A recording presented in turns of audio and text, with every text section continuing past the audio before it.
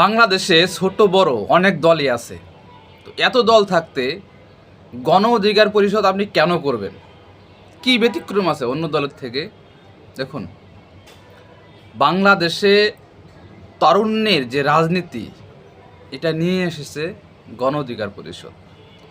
বাংলাদেশের প্রচলিত যে রাজনীতি আছে, এটার ব্যতিক্রমী রাজনীতি শুরু আছে গণ অধিকার পরিষদ। এই যে কিছুদিন আগে যে দাবি উঠেছিল, একজন প্রধানমন্ত্রী দুইবারের বেশি, মানে 10 বছর মেয়াদের বেশি সে আর ক্ষমতায় আসতে পারবে না জিন্দেগিতে, ওই 10 বছরই এনাফ।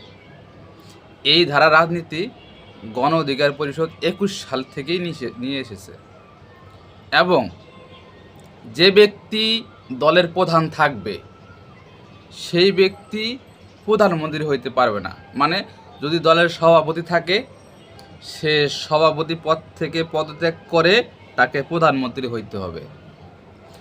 এই সিস্টেমটাও এই গণ অধিকার পরিষদ 2021 সালে নিয়ে এসেছে। মানে নতুন ধারার যত রাজনীতি সব কিছুই এই তারুণ্যের গণ অধিকার পরিষদে ছিল, আছে শুরু থেকেই, যেটা এখন বাস্তবায়ন হচ্ছে, সংস্কার হচ্ছে। গণ অধিকার পরিষদের মূলনীতি হচ্ছে 4টি। তার মধ্যে একটি হচ্ছে জাতীয় স্বার্থ, একটি হচ্ছে ন্যায় বিচার, একটি হচ্ছে অধিকার, আরেকটি হচ্ছে গণতন্ত্র।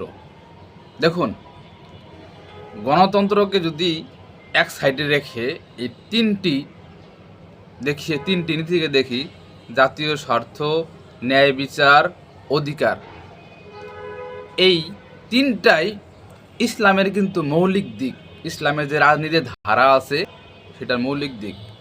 গণতন্ত্র নিয়ে ইসলামের নানান মতভেদ আছে, কিন্তু বাংলাদেশের যত ইসলামিক সেন্টিমেন্টের দল আছে সবাই কিন্তু এই বাংলাদেশের প্রচলিত গণতন্ত্রের মাঝে রাজনীতি করতেছে।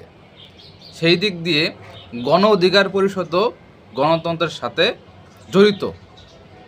তো আপনি বলতে পারেন যে তাহলে কি এটা ইসলামিক দল? না, এটা ইসলামের পুরোপুরি দল না, কিন্তু ইসলামের বাহিরে না।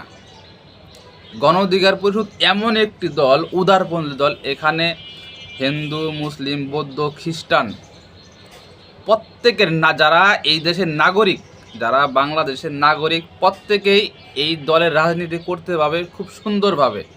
এবং যারা দেশপ্রেমিক তারাই এই দলটা খুব ভালোভাবে রাজনীতি করতে পারবে। এখানে আপনার ওই লক্ষ টাকা ব্যয় করে পদ নিতে হয় না, নমিনেশন কিনতে হয় না।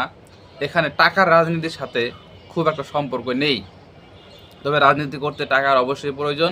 এটা যারা শুভাকাঙ্ক্ষী আছেন, দলের কর্মীদের একটা করে অনুদান থেকে প্রতি মাসে মাসে দলের কর্মীরা নিজের টাকা, পকেটের টাকা দিয়ে এই দলটা পরিচালনা করে। আপনারা দেখবেন যে এই দলটা কিভাবে গঠিত হইল। বাংলাদেশের বড় বড় যে কটা দল দেখেন, বেশিরভাগ দলই কিন্তু পরিবারতান্ত্রিক দল। কিন্তু গণ অধিকার পরিষদ এটা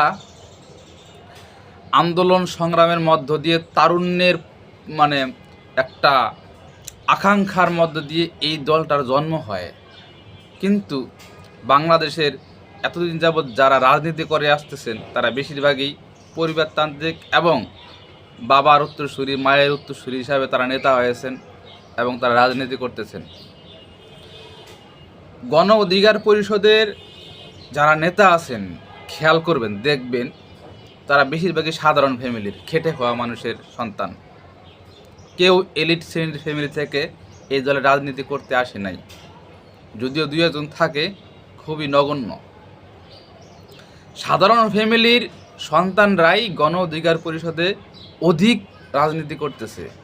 এখানে আপনারা যোগ দিবেন, সম্মান পাবেন, কিন্তু অন্য অন্য বড় দলে যোগ দিবেন, আপনাকে গোনায় ধরবে না। কিন্তু এখানে তৃণমূল থেকে উচ্চ পর্যায় পর্যন্ত সমান অধিকার।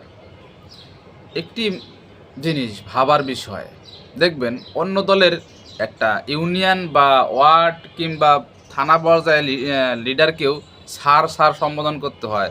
অনেকে ভাই বলতে ভয় পায়, পিছনে যায় হাত দিয়ে চুপচাপ দাঁড়ায় থাকে, মনে হয় যে কতটা ভয় পায়। কিন্তু আমাদের এই গণ অধিকার পরিষদের একজন লিডারের সাথে আরেকজন লিডারের বন্ধুত্বপূর্ণ সম্পর্ক, বড় ভাই ছোট ভাই সম্পর্ক। এখানে সার এটা ওটা তেলবাজি চলে না। এখানে প্রত্যেককে ভালোবাসে এবং সম্মান করে। তো গণ অধিকার পরিষদের গুণাবলী, গণ অধিকার পরিষদের বৈশিষ্ট্য অনেক।